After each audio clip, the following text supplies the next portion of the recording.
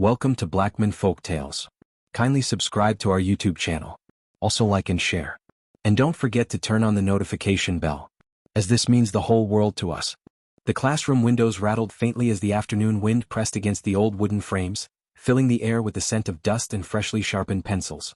Amelia sat in the second row, her eyes fixed on the chalkboard but her thoughts wandering far from the algebra equations her teacher scribbled in messy haste.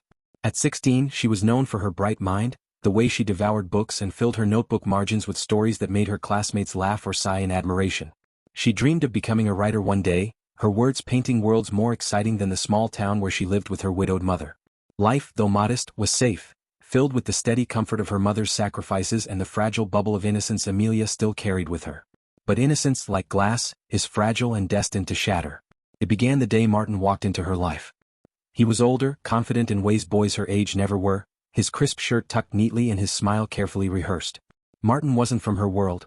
He had money, drove a car, and carried himself with the kind of charm that demanded attention.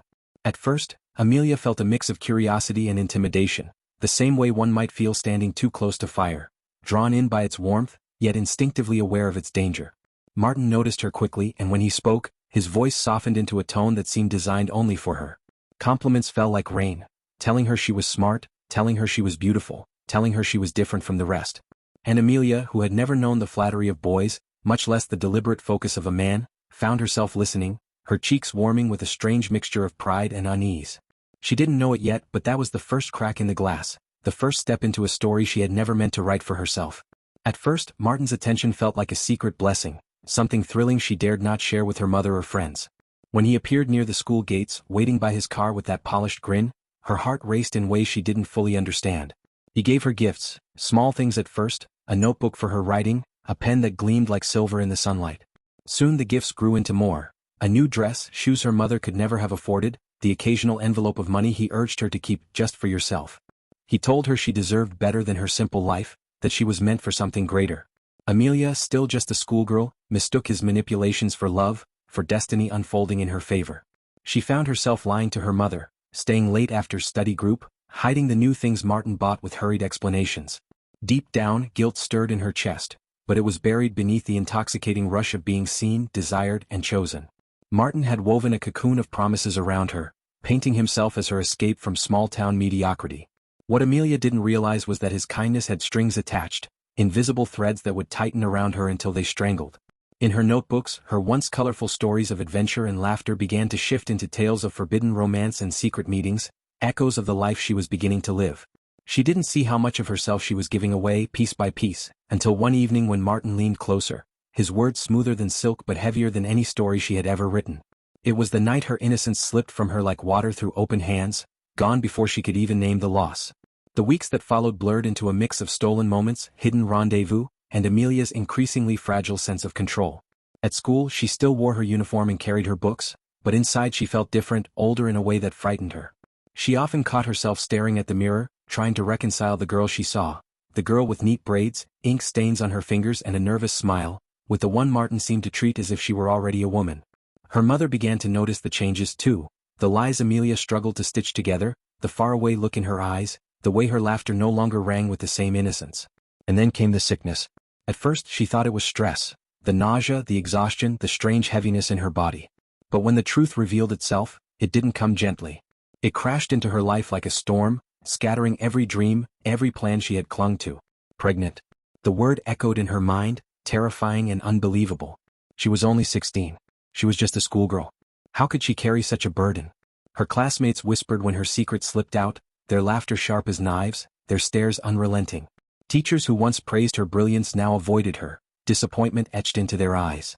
And Martin, oh Martin, the man who had painted the stars for her, vanished like smoke in the wind, leaving her with nothing but memories, shame, and a life growing inside her. That was the moment Amelia's world shattered completely, when the fragile glass of her innocence broke into pieces too sharp to ever gather again. The news of her pregnancy spread through the town faster than wildfire, igniting whispers that scorched Amelia's reputation beyond repair. Every step she took outside her house felt like walking into a storm of judgmental stares, every corner of the street echoing with cruel murmurs. The once bright and promising schoolgirl was now branded in the eyes of her peers, teachers, and neighbors as the girl who had fallen. Her mother, Margaret, was devastated when the truth emerged. Margaret had spent her life working multiple jobs to ensure her daughter had a chance at a brighter future, but now her dreams seemed to collapse before her eyes. The nights were the hardest, Margaret's muffled sobs leaking from the thin walls of their modest home while Amelia lay awake, one hand over her stomach, wondering how something that started with sweet words could end in so much shame. At school, Amelia felt invisible and exposed all at once. Friends who once shared secrets and laughter with her now avoided her in the hallways, their eyes full of pity or scorn. Teachers who once praised her writing no longer called on her in class. She was present, but her voice was silenced by the stigma of her condition. Each day chipped away at the girl she once was, leaving only fragments of the dreamer who had filled notebooks with stories of faraway worlds. Amelia began to retreat into herself, speaking less, writing less, and existing as though life had closed in around her like a cage. As her belly grew, so did the weight of her fears. She thought of Martin often, though the thought filled her with both longing and bitterness. He had disappeared so completely, as though she had been nothing more than a temporary amusement. She replayed their conversations in her mind, trying to find the moment where she had been foolish enough to believe his promises. The nights felt colder without his voice, though she knew that what she missed wasn't truly him. It was the illusion he had painted for her, the idea that she was special, chosen, loved. Reality was harsher. She was 16, a child herself, carrying a life she had no idea how to nurture. Margaret did her best to stay strong, though her disappointment weighed heavily on both of them.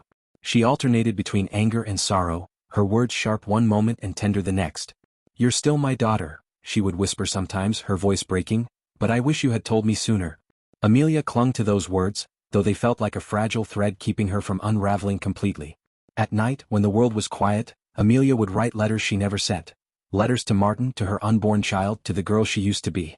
In those pages she confessed her fear, her anger, her desperate hope that somehow she could still find a way to reclaim her future. She didn't know how, but deep down she longed for redemption, though the path toward it was still hidden in shadows. The final months of her pregnancy became a trial of endurance. Her body ached with the strain, and the once simple tasks of climbing stairs or carrying her books became mountains too steep to climb. Margaret insisted she withdraw from school temporarily, believing the environment had become too hostile. Though Amelia resisted at first, the decision was made for her after another cruel incident when classmates scrawled ugly words across her desk in permanent marker. That day, Amelia walked home with her head low, her tears falling silently onto the dirt road. She realized she couldn't keep fighting a battle where she was already judged guilty without defense. At home, isolation became her companion. The walls of her room witnessed her breakdowns, her whispered apologies to her unborn child, and the stories she still forced herself to write in hopes of clinging to the dream of authorship. Her pen became her only friend, her only outlet, her only reminder that somewhere inside the broken girl still lived a spark of imagination. And yet, as her due date neared, the spark flickered dangerously close to going out. She was terrified, not only of childbirth but of the life awaiting her afterward. What kind of future could a 16-year-old mother build? And what kind of world would her child enter, when their very existence began in shame? Amelia didn't know, but she was about to find out, for the time had come, and the silence of her battles was about to break into cries that would forever change her life. The night Amelia went into labor was one of relentless rain. The storm outside mirrored the storm inside her, each contraction pulling her further from the life she once knew and closer to a reality she wasn't prepared for. Margaret, frantic yet determined, rushed her to the nearest clinic, her hands trembling as she held her daughter's. The delivery was long, painful, and filled with moments where Amelia thought she would break apart entirely. But when the first cry filled the room, sharp and piercing, something inside her shifted. The baby was a girl, tiny and fragile, with a wail that seemed to demand the world's attention. As the nurse placed her into Amelia's arms, fear and awe collided within her. She looked down at the child she had dreaded, the child who had cost her innocence and dreams, and instead of resentment, a tidal wave of love surged through her heart. Tears streamed down her face as she whispered, "I'm sorry," over and over, her fingers tracing the softness of the baby's cheek. Margaret stood nearby, her own tears falling silently. Though the road ahead was uncertain, in that moment 3 generations of women stood bound together by pain, sacrifice, and the fragile hope of something better. Motherhood, however, was not a fairy tale. The sleepless nights began immediately, and Amelia's body and spirit were stretched to their limits. She learned quickly that caring for a newborn required a strength she didn't know she possessed. The baby's cries woke her every 2 hours, and Amelia would sit in the dim glow of the kerosene lamp, rocking her child until exhaustion blurred her vision. Margaret helped where she could, but her work hours left much of the responsibility on Amelia. The young girl who had once struggled with homework and friendships was now learning the rhythms of feeding, changing, and soothing. Her days blended into nights, her youth slipping away as her identity reshaped into mother. Friends her age were attending school dances, preparing for exams and posting pictures of carefree laughter, while Amelia's world revolved around lullabies and diapers. At times, resentment flickered within her, a dangerous whisper asking, "Why me?" But then the baby would smile, a fleeting curve of lips that melted the bitterness, replacing it with a fierce determination to protect her child from the cruelty she herself had endured. She named her daughter Hope, believing the name could become a prophecy, a declaration that from brokenness, something precious could still rise. Still, the weight of tomorrow pressed heavily on Amelia's shoulders. She knew love alone could not shield her daughter from poverty, from the judgment of others, from the absence of the father who had walked away. Each day, Amelia wrestled with questions that had no easy answers. Could she return to school? Would she ever fulfill her dream of becoming a writer? How could she provide for Hope when she herself was still a child? Margaret, though supportive, could only do so much, and Amelia felt the enormity of responsibility settling like a chain around her neck. And yet, amidst the exhaustion and uncertainty, Amelia began to sense something stirring within her. It was small at first, like an ember buried beneath ashes, but it grew brighter each time she held Hope and felt her tiny heartbeat against her chest. Perhaps redemption was not a distant miracle waiting to find her. Perhaps it was something she would have to fight for, day by day, choice by choice. Amelia began to write again, not just for herself but for her daughter, filling pages with stories of strong women who fell but rose again. She didn't know how, but she vowed she would carve a new future from the wreckage of her old one. For in the quiet strength of her love for Hope, Amelia found her first glimpse of the redemption she had once thought impossible. Thank you for watching. Kindly subscribe to our YouTube channel for more videos as this means a lot to us.